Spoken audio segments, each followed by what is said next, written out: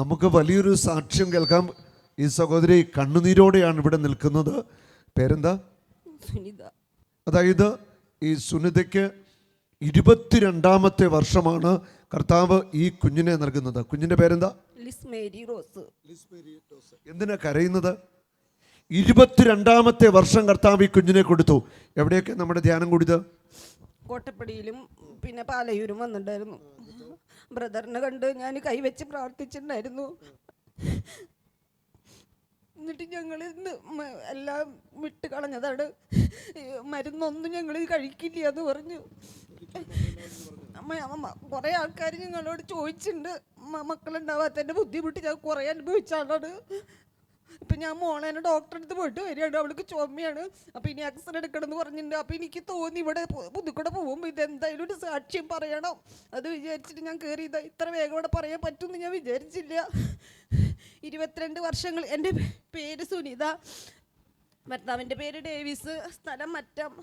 ഞങ്ങൾ പോവാത്ത ധ്യാന കേന്ദ്രങ്ങളില്ല, പോവാത്ത കൺവെൻഷനില്ല. എന്നിട്ട് 2021 ഫെബ്രുവരി 15-ാം തീയതി ഒരു കുഴപ്പമില്ലാണ്ട് 2600 നോർമല് വെയിറ്റായിട്ട് എനിക്കൊരു ദൈവം നല്ലൊരു മോളെ തന്നു. അപ്പം ഇത് കൂടെ പോകുമ്പോൾ ഒരു സാക്ഷ്യം പറയാനായിട്ട് ബ്രദറിനെ ഒന്ന് കാണാമല്ലോ എന്ന് വിചാരിച്ച് ഞാൻ കയറിയതാണ്. ദൈവത്തിന് ഒരുപാട് നന്ദി. ഞങ്ങളുടെ ജീവിതത്തിലൊരു സന്തോഷം, ഇതുവരെ ഞങ്ങൾ അനുഭവിക്കാത്ത സന്തോഷമാണ് ഇപ്പോൾ അനുഭവിച്ചുകൊണ്ടിരിക്കുന്നത്. എനിക്ക് പറയാൻ പറ്റണില്ല. നോക്കൂ, എത്ര വലിയ സ്നേഹമായി. 22ാമത്തെ വർഷം കർത്താവ് ഒരു കുഞ്ഞിനെ നൽകി അനുഗ്രഹിച്ച ഈ സാക്ഷ്യം. ഹല്ലേലൂയ. നമ്മുടെ കർത്താവ് അത്ഭുതങ്ങൾ നമുക്ക് വേണ്ടി ചെയ്യുന്നവനാ. വൈദ്യശാസ്ത്രം പറഞ്ഞു ഒരിക്കലും മക്കളുണ്ടാവത്തില്ലെന്ന്, അല്ലേ? വൈദ്യശാസ്ത്രം പറഞ്ഞു. പിന്നെ നമ്മുടെ ആൾക്കാർ നമ്മളെ കുറേ കുറ്റപ്പെടുത്തിയിട്ടുണ്ട്. എത്ര വർഷമായി മക്കളുണ്ടായില്ലല്ലോ. അപ്പോൾ അങ്ങനത്തെ കുറേ നമ്മൾ അനുഭവിച്ചു. അപ്പോൾ അത് വലിയൊരു സങ്കടമാണ്. വൈദ്യശാസ്ത്രം പറയുന്നു മക്കളുണ്ടാവത്തില്ല.